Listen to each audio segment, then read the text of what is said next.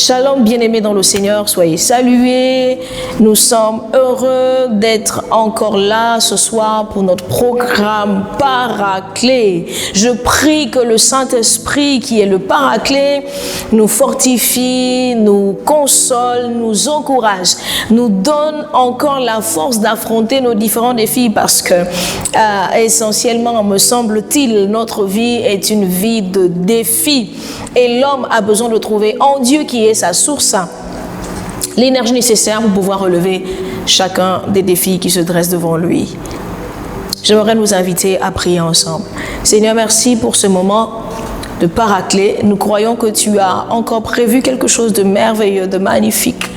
Au travers de ta parole, nous voulons te disposer nos cœurs et prier afin que ceux-ci deviennent soit des terres fertiles dans le nom de Jésus, de telle sorte que ta parole trouve en nous, oh Dieu, l'environnement nécessaire pour porter du fruit au centuple. Je prie que ta parole nous fasse du bien, que toute la gloire te revienne, Père, au nom de Jésus.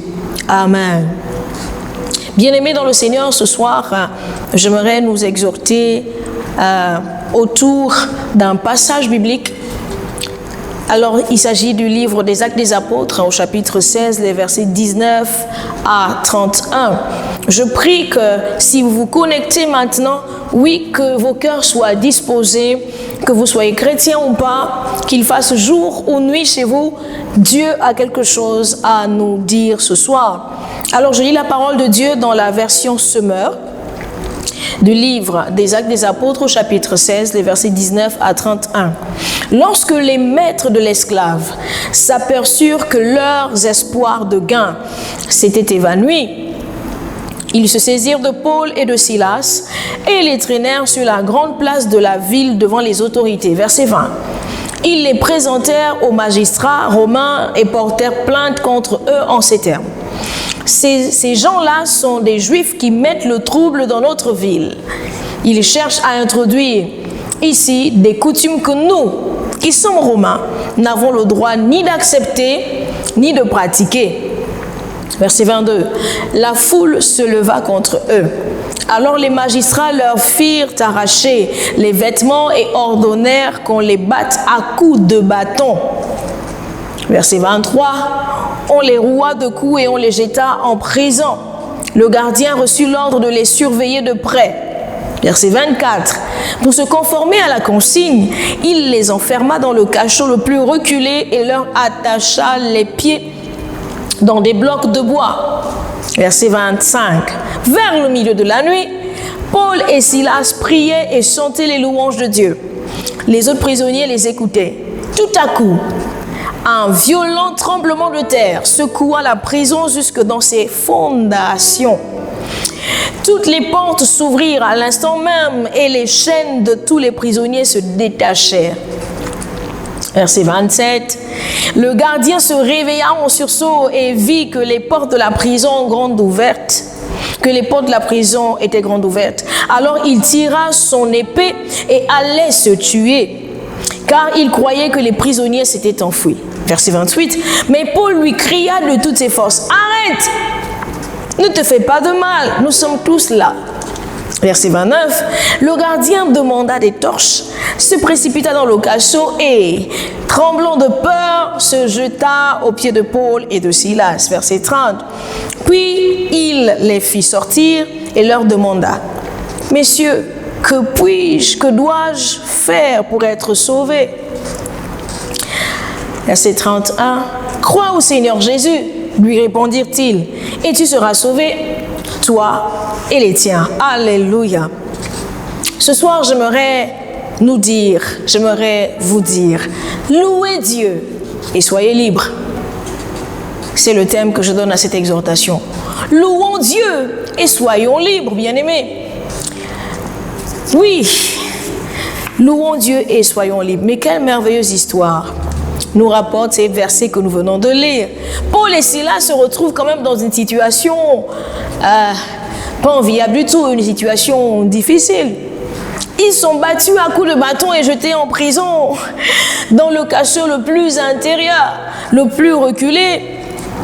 Et pour quelle raison? pour avoir libéré une jeune fille d'un démon.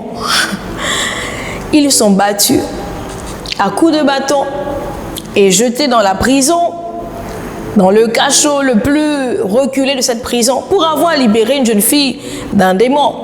Waouh! Aurait-il dû la laisser, bien-aimée, là comme ça, possédée par ce démon, pourvu que ses maîtres continuaient à profiter des gains que leur faisaient gagner, que leur donnaient les divinations du démon? Mais quelle récompense paradoxale, mais quelle adversité. Il peut arriver des situations similaires dans nos vies, bien-aimés. Vous faites quelque chose de bien et le retour est plutôt en opposition ou en parfait décalage avec ce qui est escompté. Non, mais quelle histoire! Vous délivrez quelqu'un d'un démon et vous êtes jeté en prison. Vous aidez quelqu'un et vous recevez en retour des calomnies ou des reproches. Vous faites simplement votre travail et vous êtes haï et critiqué de tous. Vous décidez de suivre les voies du Seigneur et de ne pas vous laisser corrompre. Déjà, vous êtes injurié. Qu'est-ce qu'il veut prouver? Qu'est-ce qu'elle veut montrer? Et les gens ne vous supportent pas. Vous êtes rejeté pour cela. Vous avez l'impression d'être jugé par tous. Et ce soir, bien-aimés, je veux nous dire, comme Paul et Silas, louons simplement le Seigneur. Voyez-vous, ils auraient pu se plaindre, s'attrister dans ce cachot très reculé, très éloigné. Ils auraient pu, comme nous savons le faire si promptement, bien-aimés, blâmer le Seigneur et s'apitoyer sur leur sort, sur leur situation. Ils n'ont pas dit, comme nous savons le dire ici, « Oh, les choses de mon corps, oh, les choses de nos corps, hein, Silas ?» On vient simplement de délivrer quelqu'un et nous sommes jetés en prison. On sert Dieu et voilà ce qu'on récolte. Ils auraient pu, dans un élan de se faire justice aussi, envoyer le feu sur ces personnes qui les arrêtaient. Comme on entend dire de certaines personnes dans cette génération, le feu sur toi, le feu sur vous. Ils auraient pu encore clamer leur identité. Ils auraient pu dire à ces personnes, savez-vous seulement que nous sommes des citoyens romains? Parce que oui, le verset 37 du même chapitre 16 d'Actes des Apôtres nous dit que Paul a dit, c'est pas possible.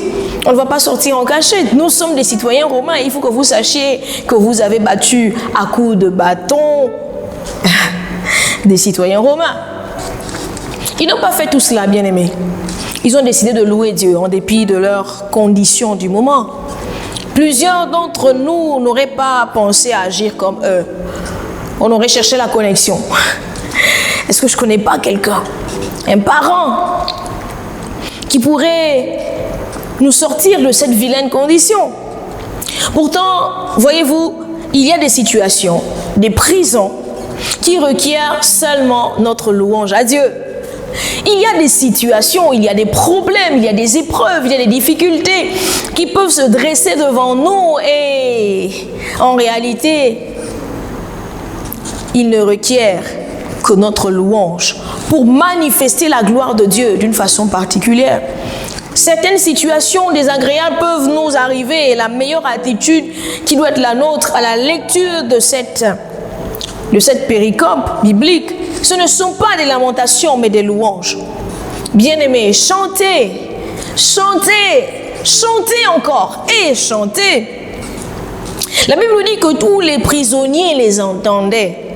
Cela suppose que Paul et Silas chantaient à plein gosier, vu qu'ils étaient quand même dans le cachot le plus intérieur, le plus reculé.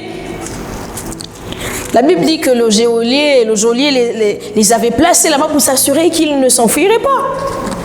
Vous savez, ce que je crois, c'est que à la lecture de cette parole, vraiment devant certaines situations, il suffit de louer le Seigneur pour recouvrer la liberté. Il suffit de louer le Seigneur pour recouvrer la liberté. Les soucis, les échecs, Le non-accomplissement dans certains domaines de nos vies peuvent vous avoir plongé dans le cachot le plus intérieur, loin de la porte de la réjouissance et de la liberté.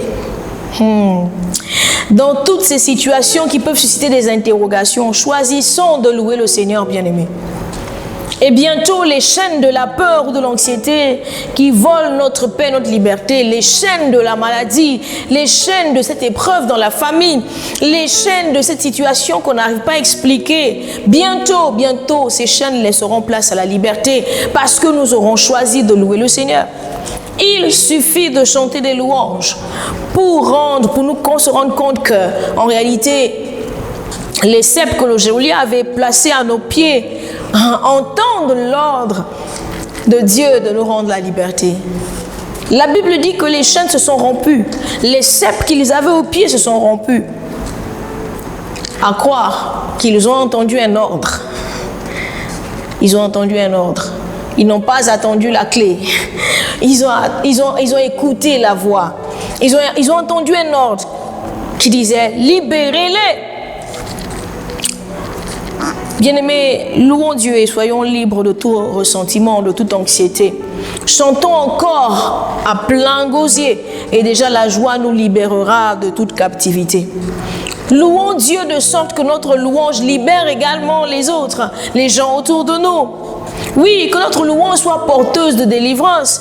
Si dans notre condition qui pourrait renseigner sur une nécessité de pleurer, nous louons le Seigneur.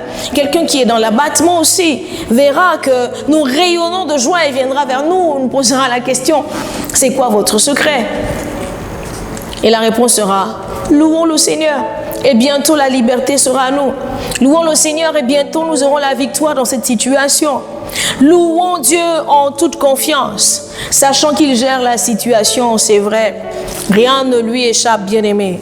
Soyons pleinement heureux. Dieu veut que nous soyons heureux en tout temps. En tout temps. Telle est mon exhortation ce soir et j'aimerais nous inviter à la prière.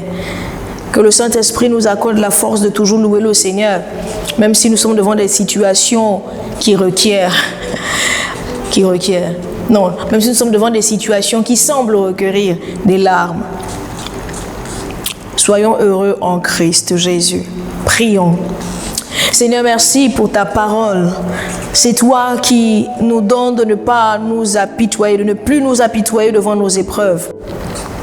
Mais c'est toi qui, par ton esprit, nous donne de nous réjouir parce que ces épreuves nous poussent à te louer et nous préparent à voir ta grâce manifestée puissamment dans nos vies et dans la vie et dans les vies de nos proches. Seigneur, nous te bénissons pour ta parole qui est la vie. Nous croyons que tu es le Dieu de Paul et Silas, que tu n'as pas changé. Nous croyons, Seigneur, que cette histoire nous a été rapportée pour notre bien. Alors nous voulons lever nos yeux vers toi et garder la foi et te louer encore. Que la gloire te revienne au nom de Jésus. Amen. Soyez bénis. Soyez bénis. Excellente soirée chez vous.